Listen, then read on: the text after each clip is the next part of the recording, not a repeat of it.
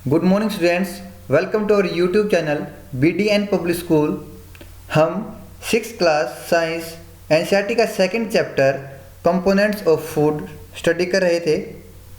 पिछली क्लासेज में हमने फूड कंपोनेंट्स, प्रोटीन, फैट और मिनरल्स और डाइटरी फाइबर्स के बारे में पढ़ा। आज हम फूड कंपोनेंट यानी कि एक और कंपोनेंट वाटर, उसके बारे में रीड करेंगे। स्टार्ट करते हैं हमारी video. Water helps our body to absorb nutrients from food. जो पानी है हमारे शरीर की मदद करता है क्या, भोजन से पोषक तत्व ग्रहण करने में। It also helps in throwing out some waste from body as urine and sweat. ये हमारे शरीर की मदद करता है क्या करने में, वेस्ट को, जो बेकार जो पदार्थ हैं हमारे शरीर के अंदर, उनको बाहर निकालने में, हमारे शरीर से बाहर निकालने में। कौन सी हैं? यूराइन यानी कि मूत्र एंड स्वेट यानी कि पसीना। Normally we get most of the water that our body needs from the liquids we drink. कि ज़्यादातर जो पानी हमारे शरीर को जिसकी ज़रूरत होती है वो हमें किससे मिलता है, जो हम तरल पीते हैं उससे।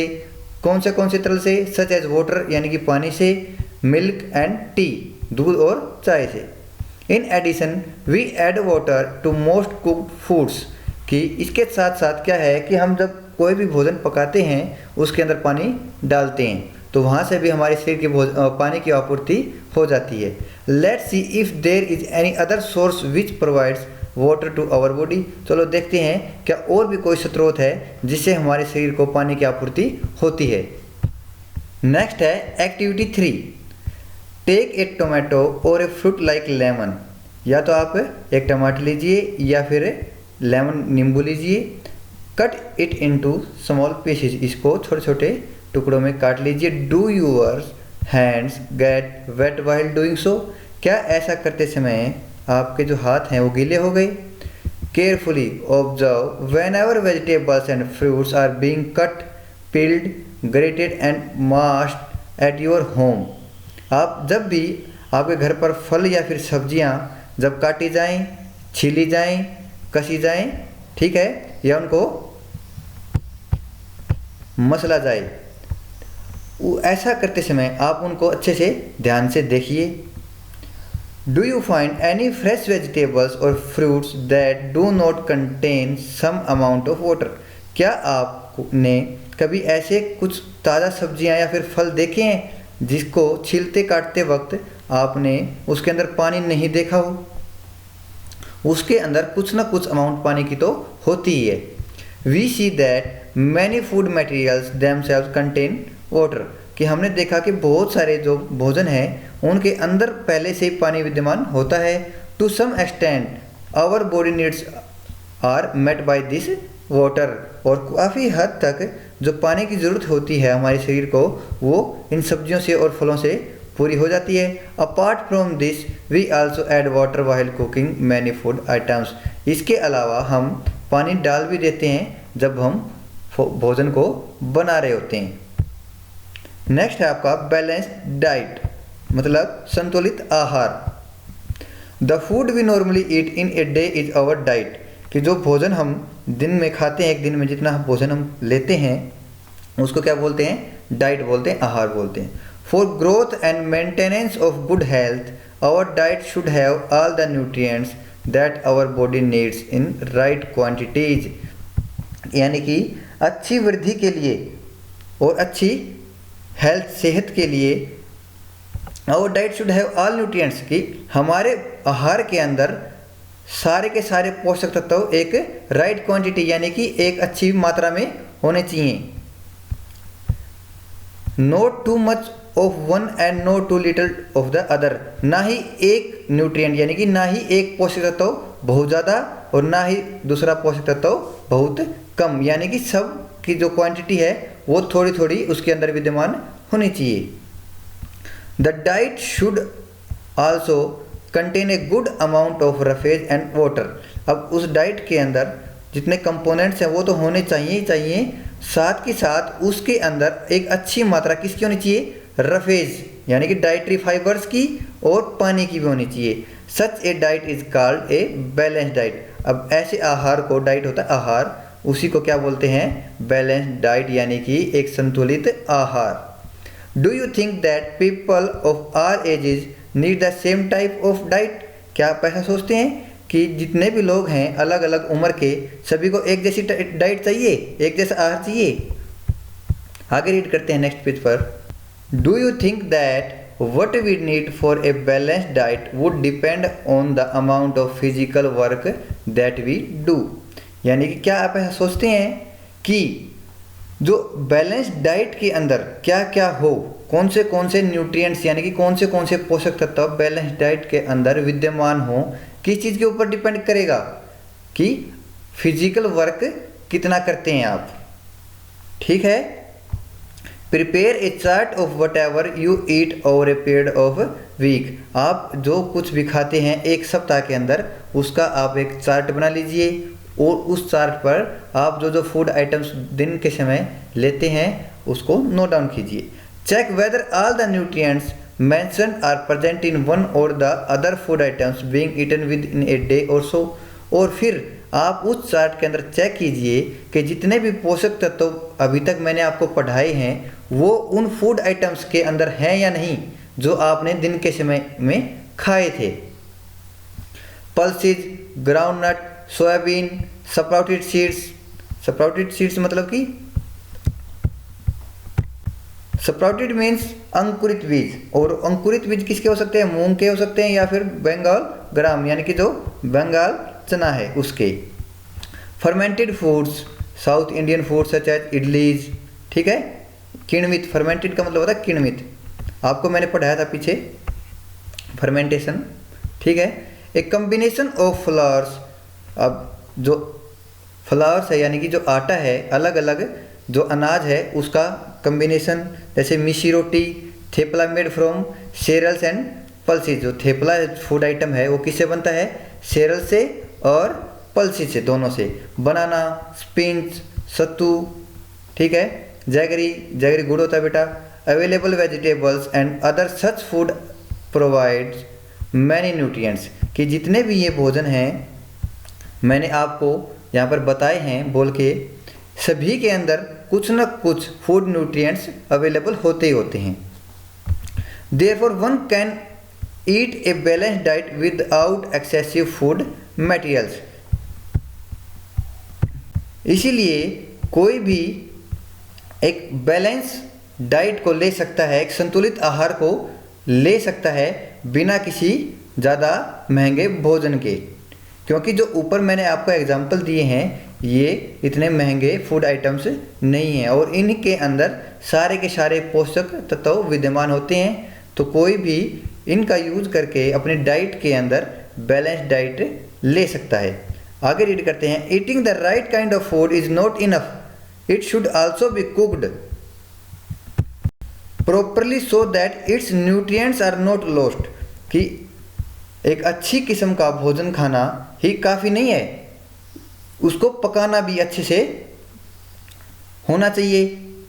उसको इस तरीके से पकाया जाना चाहिए कि उसके जितने भी न्यूट्रिएंट्स हैं, पोषक तत्व हैं, वो ख़त्म ना हो जाएं।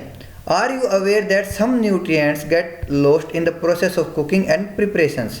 क्या आप इससे परिचित हैं कि कुछ न्यूट्रिएंट्स, कुछ पोषक तत्व खत्म हो जाते हैं कौन सी प्रक्रिया में, कुकिंग की प्रक्रिया में। जब हम भोजन बनाते हैं किसी भी फूड आइटम से तो उसके कुछ न्यूट्रिएंट्स हम खो देते हैं, लॉस्ट कर देते हैं, ठीक है। नेक्स्ट रीड करते हैं। If the vegetables and fruits are washed after cutting or peeling them it may result in the loss of some vitamins. अगर सब्जियों और फलों को हम धोते हैं काटने के बाद या फिर छीलने के बाद, तो इससे क्या होगा, कुछ विटामिन्स का हमें लॉस हो जाएगा, उसके अंदर से विटामिन्स निकल जाएंगे। The skins of many vegetables and fruits contain vitamins and minerals. कि जो बाहरी आवरण होता है वेजिटेबल्स का, सब्जियों का, फलों का, उसके अंदर काफ़ी विटामिन्स होते हैं और मिनरल्स भी होते हैं। Similarly repeated washing of rice and pulses may remove some vitamins and minerals present in them. ऐसे ही इसी तरीके से अगर हम चावल को बार बार धोएं, दालों को बार बार धोएं, तो उनमें से कुछ विटामिन से निकल जाते हैं, ठीक है। और कौन से निकल जाते हैं विटामिन? विटामिन बी और सी, ये विटामिन पानी के साथ घुलकर बाहर निकल जाते हैं। ये आपको याद रखना है, ये आपके लिए एडिशनल नॉलेज है। आगे रीड करते हैं। We all know that cooking improves the taste of food and makes it easier to digest. कि हमें पता है कि कुकिंग से क्या होता है, जो फूड है उसका टेस्ट अच्छा हो जाता है, इम्प्रूव हो जाता है। And make it easier to digest, और वो जो खाना है पकाने के बाद उसको पचाने में हमारे शरीर को काफ़ी मदद मिलती है। At the same time cooking also result in the loss of certain nutrients. कि लेकिन इतनी हेल्प होने के बावजूद कुकिंग से हमें क्या नुकसान होता है कि जो न्यूट्रिएंट्स प्रेजेंट होते हैं भोजन के अंदर उनका लॉस भी हो जाता है। Many useful proteins and considerable amounts of minerals are lost if excess water is used during cooking and is then thrown away. कि बहुत सारे जो यूजफुल प्रोटीन हैं और मिनरल्स हैं उनकी अमाउंट, उनकी मात्रा हम लॉस कर देते हैं, खो देते हैं अगर बहुतायत में पानी का हम यूज़ करते हैं। अगर पानी हम ज़्यादा मात्रा में यूज़ करते हैं कुकिंग के समय, और फिर हम उस जो पानी को जो यूज मिला था हमने उसको अगर हम निकाल देते हैं तो वो जो मिनरल्स हैं वो पानी के साथ ही घुलकर बाहर निकल जाते हैं। Vitamin C gets easily destroyed by heat during cooking. अब जो विटामिन सी है वो क्या होता है, वो डिस्ट्रॉय हो जाता है, ख़त्म हो जाता है। कब? जब हम बहुत ज़्यादा कुकिंग के समय हीट ज़्यादा कर दें, यानी कि एक लेवल से अगर हीट ज़्यादा हो जाए तो विटामिन सी उस भोजन से डिस्ट्रॉय हो जाता है, ख़त्म हो जाता है। Would it not be sensible to include some fruits and raw vegetables in our diet? क्या कुछ फलों और कच्ची सब्जियों को हमारी डाइट के अंदर, आहार के अंदर इंक्लूड करना समझदारी भरा नहीं होगा? Boojho thought that fats would be the best food to eat all the time. Boojho जो एक करेक्टर है इस लेसन में, वो बोलता है, वो सोचता है कि जो बेस्ट फूड है वो फैट वाला फूड है, यानी कि ऐसा फूड जिसके अंदर फैट हो, ठीक है, ऑल द टाइम, यानी कि खाने में बेहतर वो है, ये सोचता है, ठीक है नहीं ऐसा, ऐसा सोचता है कौन? बूझो, कि फैट वाला भोजन काफ़ी अच्छा होता है। A katori of fat will give much more energy than a katori of carbohydrate rich food is not it. इसने बोला है कि एक कटोरी जिस जो भोजन है एक कटोरी के अंदर, उसके अंदर क्या है, उस भोजन के अंदर फैट है, और वहीं एक दूसरी कटोरी है उसके अंदर क्या है, कार्बोहाइड्रेट रिच फूड है, यानी कि ऐसा भोजन जिसके अंदर कार्बोहाइड्रेट है कटोरी के अंदर, और दूसरी कटोरी के अंदर क्या है, एक ऐसा भोजन जिसके अंदर क्या है, फैट है। तो एनर्जी किसके अंदर ज़्यादा होगी? एनर्जी ज़्यादा होगी फैट वाले के अंदर। So he ate nothing but food rich in fat. अब उसने क्या नहीं खाया? और कोई भोजन नहीं किया, सिर्फ उसने ऐसा भोजन किया जो फैट से भरपूर था। Fried food like samosa and पूरी, मलाई, रबड़ी एंड पेड़ा। उसने ऐसा भोजन किया जो किसके अंदर भरपूर था? फैट। कौन सा भोजन किया उसने? समोसा खाया, पूरी खाई, मलाई खाई, रबड़ी और पेड़ा खाया। Do you think he was right? क्या आप सोचते हो वो ठीक था? नो ऑफ कोर्स नॉट, नहीं, वो सही नहीं था। It can be very harmful for us to eat too much of fat-rich foods and we may end up suffering from a condition called obesity। कि हमें काफ़ी नुकसान हो सकते हैं कौन सा भोजन खाने से? फैट रिच भोजन को खाने से, यानी कि फैट रिच फूड, यानी कि ऐसा भोजन जिसके अंदर फैट पोषक तत्वों की मात्रा काफ़ी ज़्यादा हो। उससे क्या हो सकता है? हम मोटे हो जाएंगे, ठीक है, ओबेसिटी, एक कंडीशन आ जाएगी मोटापे की, ओबेसिटी बोलते हैं उसको। ये काफ़ी हार्मफुल है हमारे शरीर के लिए। आगे है नेक्स्ट टॉपिक, डेफिशिएंसी डिजीजेज, यानी कि कमी के रोग, यानी कि ऐसे रोग जो हमारे शरीर में उत्पन्न हो जाते हैं किसके कारण? किसी एक विशेष प्रकार के पोषक तत्व की कमी के कारण हमारे शरीर में ये रोग उत्पन्न हो जाते हैं। रीड करते हैं, a person may be getting enough food to eat but sometimes the food may not contain a particular nutrient. If this continues over a long period of time the person may suffer from its deficiency. ये बोल रहा है कि हाँ, हो सकता है कि एक आदमी को, कोई भी आदमी है, उसको खाना अच्छा मिल रहा हो, भरपूर मिल रहा हो, लेकिन उस भोजन के अंदर, उस आहार के अंदर एक तरह का न्यूट्रिएंट्स यानी कि पोषक तत्व गायब है और वो उस भोजन को लगातार लेता रहे एक लंबे समय तक बिना उस पोषक तत्व के, द पर्सन में सफ़र फ्रॉम इट्स डिफिशियंसी, फिर उस आदमी को उसकी कमी से क्या हो सकता है, सफरिंग हो सकती है, रोग हो सकता है। डेफिशिएंसी ऑफ वन और मोर न्यूट्रिएंट्स कैन कॉज डिजीज और डिसऑर्डर्स इन आवर बॉडी, यानी कि एक या फिर एक से अधिक पोषक तत्वों की कमी के कारण हमारे शरीर में क्या हो सकता है, डिजीज यानी कि बीमारी हो सकती हैं, डिसऑर्डर आ सकते हैं, ठीक है, अस्थिरता आ सकती है। Disease that occur due to lack of nutrients over a long period are called deficiency disease, यानी कि ऐसे रोग जो किसके कारण होते हैं, न्यूट्रिएंट्स पोषक तत्वों की कमी के कारण एक लंबे